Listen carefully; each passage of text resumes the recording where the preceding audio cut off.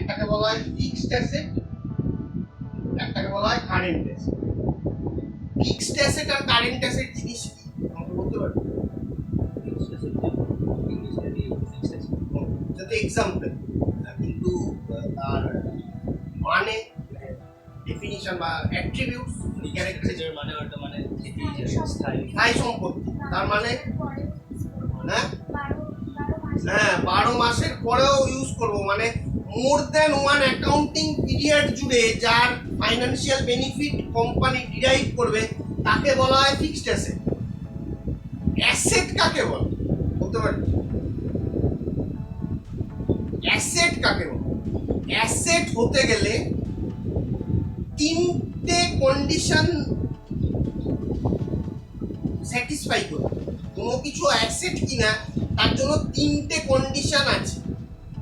Number one condition লিখতে হবে না, এগুলো নলেজ পারপাস আমি বলছি। এই ভিডিও তোদের যদি হয় দিয়ে দেওয়া দেবো, কোনো রেস্ট্রিকশন রাখবো না, তোদের তোরা নিয়ে তোদের কাছে ফিউচারের রেফারেন্সের জন্য রেখে দিতে। এক নম্বর কন্ডিশন হচ্ছে asset should B something which is acquired due to some past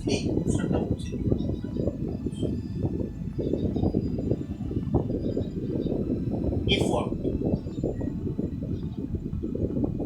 তিনটে কন্ডিশন দিয়ে বলবো, এক নম্বর কন্ডিশন, দু নম্বর কন্ডিশন, তিন নম্বর কন্ডিশন। অ্যাসেট যদি হতে হয় তাহলে এক নম্বর কন্ডিশনকেও ফুলফিল করতে হবে এন্ড দু নম্বর কন্ডিশনকেও ফুলফিল করতে হবে এন্ড তিন নম্বর কন্ডিশনকেও ফুলফিল করতে হবে।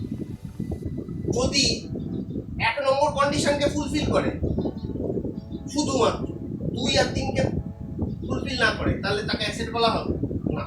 যদি এক আর দুই ফুলফিল করে, তিন ফুলফিল না করে তাকে অ্যাসেট বলা হবে না। এক দুই তিন তিনটেই ফুলফিল করে অ্যাসেট বলা হবে? হ্যাঁ বলা হবে। তিনটে কন্ডিশনই যদি ফুলফিল করে এক টাইম সাইমালটেনিয়াসলি তাহলে তাকে অ্যাসেট বলা হবে। ওই বেস বিল্ডিং করছিস, তুই অ্যাকাউন্টিং করছিস বা রেশিও অ্যানালিসিস করছিস, কারেন্ট অ্যাসেট কারেন্ট লায়াবিলিটি এসব নিয়ে কথা বলতে হবে। অ্যাসেট কি সেটা আগে জান, লায়াবিলিটি কি সেটা আগে জান, তবে তো কারেন্ট অ্যাসেট কি কারেন্ট লায়াবিলিটি কি জানতে পারে।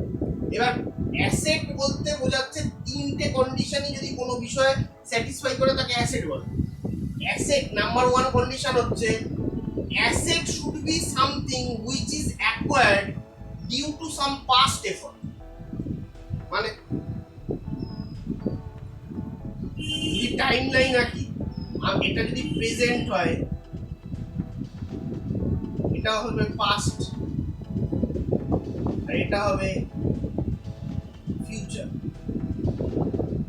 তুই দাঁড়িয়ে আছিস এই প্রেজেন্ট, তোর কাছে কোনো অ্যাসেট রয়েছে। অ্যাসেট হতে গেলে প্রথমেই দেখতে হবে অ্যাসেটটা কি তোর কোনো পাস্ট এফর্টের ফলে তৈরি হয়েছে। পাস্ট এফর্ট, এফর্টটা এখানে পাস্ট এফর্ট,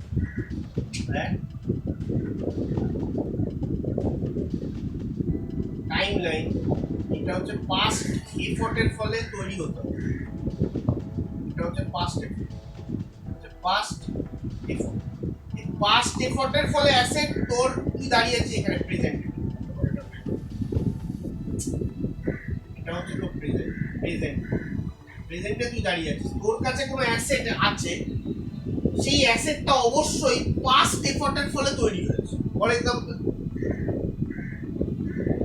এক্সাম্পল মনে কর ক্যালকুলেটর আছে, ওই মোবাইল ফোন আছে, মোবাইল ফোন তোদের কাছে অ্যাসেট না? Asset, mobile phone asset, mobile phone asset, আপাতত ধরে রাখ অ্যাসেট। মোবাইল ফোন যদি অ্যাসেট হয়, এই অ্যাসেটটা তোদের কাছে যে এসছে, তোর কাছে বা তোর কাছে এসছে, এটার পেছনে কোনো পাস্ট এফর্ট আছে আসার পেছনে? তোদের কাছে এসছে তার পেছনে কোনো পাস্ট এফর্ট আছে? নট নেসেসারি তোদের পাস্ট এফর্ট থাকতে হবে, অন্য কারোর পাস্ট এফর্ট থাকতে আছে। কোনো পাস্ট এফর্ট মনে হচ্ছে অ্যাপারেন্টলি কিছু মনে হচ্ছে পাস্ট এফর্ট আছে? অবশ্যই আছে। এই মোবাইলগুলো তো বিনা পয়সায় আসেনি তোদের কাছে, এই মোবাইলগুলো কিনতে তো পয়সা লেগেছে, সেই পয়সাটা কে উপার্জন করেছে? বাবা বা মা। এখনো তোরা রোজগার করিস না, বাবা মা মার রোজগার করে উপার্জন করেছে। উপার্জন করতে গেলে কি করতে হয়েছে? এফর্ট ডালতে হয়েছে। আচ্ছা, অফিসে গেছে, চাকরি করেছে, ব্যবসা করেছে, অ্যাজ দ্য কেস যা করেছে, এফর্টের ফলে টাকাটা এসছে, তখন তোকে কিছু সঞ্চয় করে মোবাইলগুলো কিনে দিয়েছে, ঠিক তো? যখন কিনে দিয়েছে মানে পাস্ট এফর্টের ফলে কোনো অ্যাসেটের জেনারেশন হবে।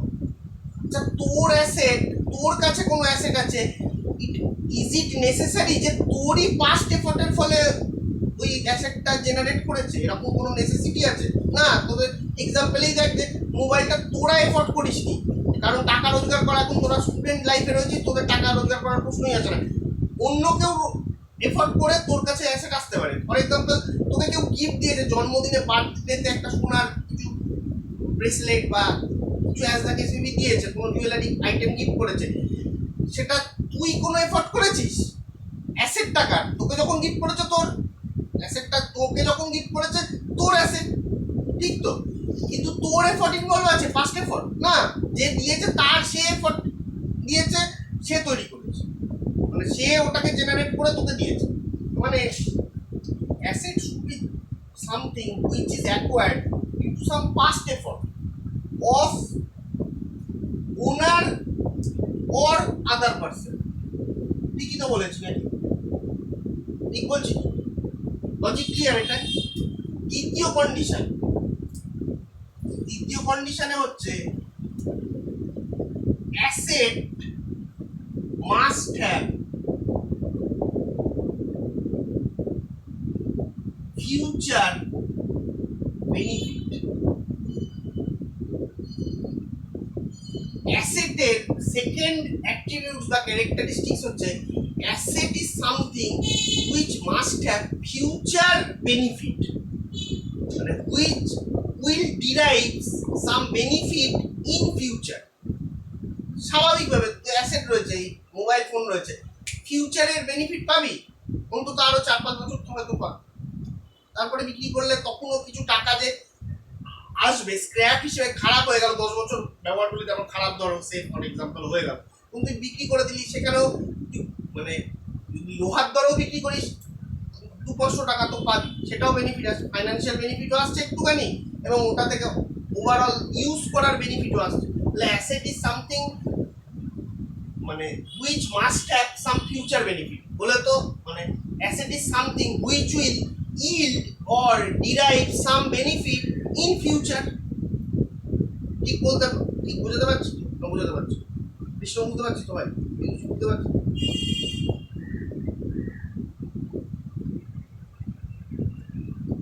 আর third condition is most important, সব থেকে বেশি it must be under the control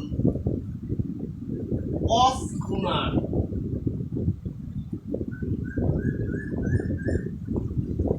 asset হতে গেলে থার্ড যে কন্ডিশন ফুলফিল করতে হবে, এটা ওনারের কন্ট্রোলে যদি সেটা থেকে থাকে, তবেই তাকে অ্যাসেট বলো।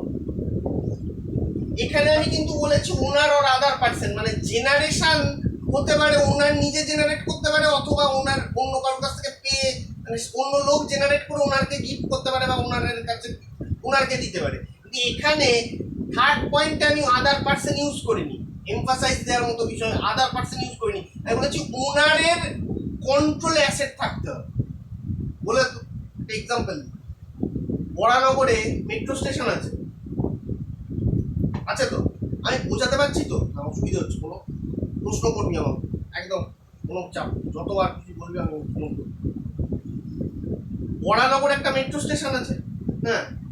মেট্রো স্টেশন কি পাস্ট কোনো এফর্টের ফলে উৎপন্ন হয়েছে? তোর দিক থেকে বল, তোদের দিক থেকে পাস্ট কোনো এফর্টের ফলে উৎপন্ন হয়েছে? হ্যাঁ, হয়েছে। গভর্নমেন্ট তোদের কাছ থেকে, তোর বা তোর পরিবারের কাছ থেকে যে ট্যাক্স নিয়েছে, সেই ট্যাক্সটা দিতে গেলে তো তুই কিছু কামিয়েছিস, তবে তো ইনকাম ট্যাক্স ফর এক্সাম্পল দিয়েছিস। বা কোনো কিছু কিনতে গেলে তোকে ইনডাইরেক্ট ট্যাক্সের ফর্মে জিএসটি দিতে হয়েছে। তো গভর্নমেন্ট ট্যাক্স নেয় কেন? ইনফ্রাস্ট্রাকচার দেওয়ার জন্য, রেভিনিউ আর্ন করে সেটা ইনফ্রাস্ট্রাকচারে ইনভেস্ট করার জন্য। আলটিমেটলি ইনফ্রাস্ট্রাকচারের বেনিফিট কার কাছে যায়? সিটিজেন, আমার তো সবার কাছে যায়। এবার এখানে যে বড়নগরে মেট্রো স্টেশন আছে, তা পাস্ট এফর্টের ফলে উৎপন্ন হয়েছে, পাস্ট এফর্ট তো আছে। একদিনে তো হঠাৎ ওভারনাইট হঠাৎ করে আকাশ থেকে মেট্রো স্টেশনের ইনফ্রাস্ট্রাকচার পড়ে যায়নি। নানা রকম লেবার পাওয়ার, ফাইন্যান্সিয়াল মানে লেবার এমপ্লয় করতে হয়েছে, তারা দীর্ঘদিন কাজ করেছে, প্লাস অনেক টাকা পয়সা খরচ করতে হচ্ছে, সব মিলিয়ে পাঁচটি এফর্ট করেছে, গভর্নমেন্ট এফর্ট করেছে, তার ফলে উৎপন্ন হয়েছে। দ্বিতীয়ত, মনে কর তোর আমার কাছে এই অ্যাসেটের ফিউচার বেনিফিট আছে, আছে কোনো বেনিফিট আছে? অবশ্যই আছে। আমরা আজীবন যতদিন বাঁচবো ততদিন মেট্রোতে করে অল্প দামে আমরা মানে অল্প টিকিটের খরচা অল্প করে আমরা দূর দূর কলকাতার একদম সাউথ কলকাতা অব্দি চলে যাবো, আমাদের কাজকর্মের সুবিধে তো হবে, ফিউচারে বেনিফিট দেবে, ঠিক তো? তো থার্ড পয়েন্টে এসে কি মনে হয় যে এটা অ্যাসেট তোর কাছে অ্যাসেট, যে it must be under the control of owner. তুই কি ওনার?